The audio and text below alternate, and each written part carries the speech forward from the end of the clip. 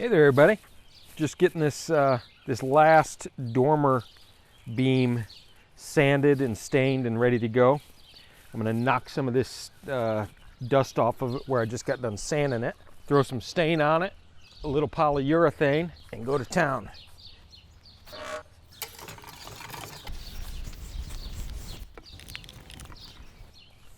I have a friend who was a painter. And he told me a long time ago, he said, if you don't have time to clean up or wash your brushes, which I'm famous for not washing brushes, just wrap them up in a bag. These things, they'll last for days. I haven't been out here in 3 or 4 days. Pulled this out of the bag today and it was still perfectly wet and easily usable for that polyurethane. So, cool little tip. Simple, but I never thought of it.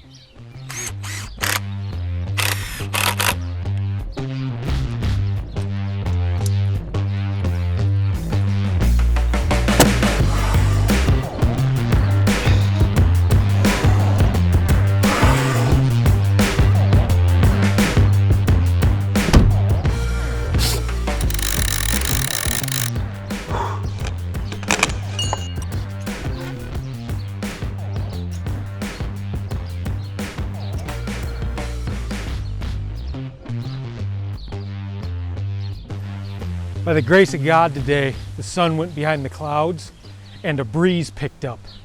And that's what saved me. Or I would have, just been struggling out here all day. So there we are in all their glory.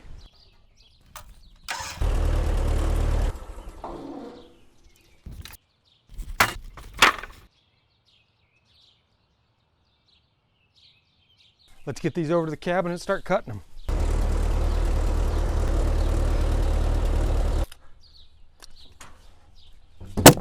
Guess what I'm doing? So I got all these sanded. There's 6 of them. There's 5 here. I've got 1 up there for the template. I've got to pull it back down and sand it.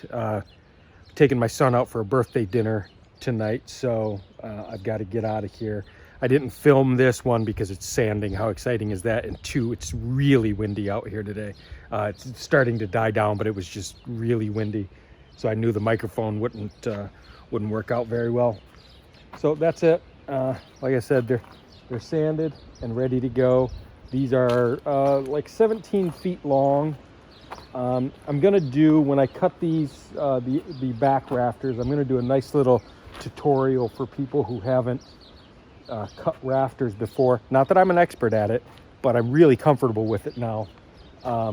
And it's actually kind of fun. Once you know what you're doing, it's kind of fun to cut rafters. So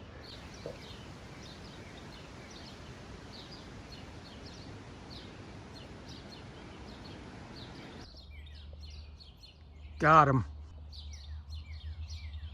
Cutting rafters was really something that I was concerned about. Again, not a carpenter, so.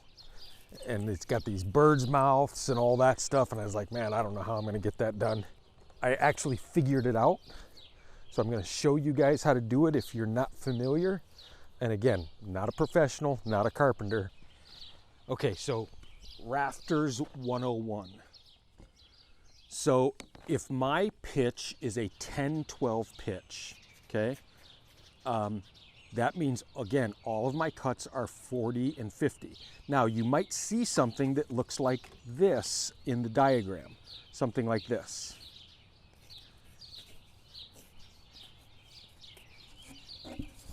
Okay? That means that this section here, remaining, is the 50 degrees. So, okay, we go with that. We're gonna start to pivot it. Because again, if that's the remaining, then we want to make our cut at 40 degrees. So we have all the degree marks right here.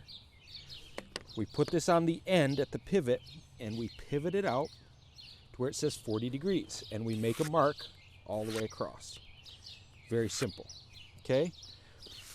Then our prints will have a measurement from here to there, something like that, okay?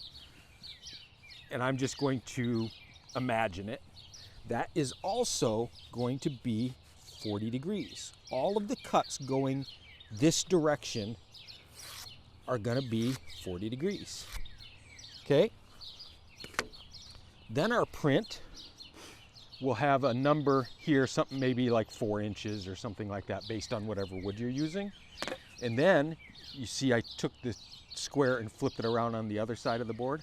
Now I'm going to turn that to 50 degrees, because again, 40 and 50. I'm going to go right to the corner.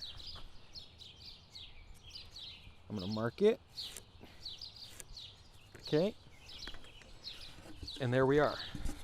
Okay. So we don't cut this, right? We cut this. So cut that out, cut these out, and now there is our cut for our 10-12 pitch. It's just that easy. It's really easy. What you have to remember when you're cutting these, no matter what your degree is, let's say it is 35, and I'm just hypothesizing here. Let's say this is 35. That means this one would have to be 55. And the reason why I know that is because whatever these are, they have to equal 90 when you add them together. So if it's 25, then this is going to have to be 65. If it's 45, it's going to have to be 45. Simple. Then I took these and I put them on just a table saw, and I cut them, and then I just lay them out, mark each one. I do the same thing for the bottom, and we're off to the races. Took all the mystery out of it. Pretty simple. We figured out how to cut them. Easy. But now, how do we get the proper measurement of this length and make it work? So what I did, because again, I'm just out here by myself, is I went right here. I started right here. What I'm referring to as the opening of the Birdsmouth, that point, to the point up there at that Birdsmouth. How do I do that? You take a nail, drive it in there, right there at the corner. Take your tape measure. That little centerpiece right there is a nail holder. Hook it on the nail, right up at the top, drag it all the way down to your mark, and you're good to go. Now, if you're a great builder, those numbers are going to be the same all the way across the board. Again, I am a rookie. I don't know what I'm doing. So, and if you're like me, you might want to take the time to get measurements periodically, because you don't want to cut these things. You know, it's hard to glue wood back on, right? So get all the measurements that you need and then cut. And that's it. It's really that simple. Not complicated at all. And then they sit right up in there, right? And then the next one will come to it, butt right up against it, and it'll make that this beam is good and plumb. So right now, and this is why I have this strap right here, is so that I could pull those beams kind of plumb, right? And there we go. So hopefully that helps you determine, you know, to get really good cuts on your rafters as you're doing this. So not complicated at all. Hopefully what I've explained to you took a little bit of the mystery out of it. I know it wasn't a great diagram. I know my pencil was hard to see. But I think that just me talking, you get the gist of it. And so then from there, again, if you're a poor carpenter like I am, just take the time, do multiple measurements, because you don't know if your building is perfectly square and all of that sort of thing. So you want to make sure that those rafters fit in there really tightly and snugly, not only for a good build, but just for proper aesthetics. You don't want big gaps in there. It just looks crappy. So, but that's it. That's it. And you get these rafters up.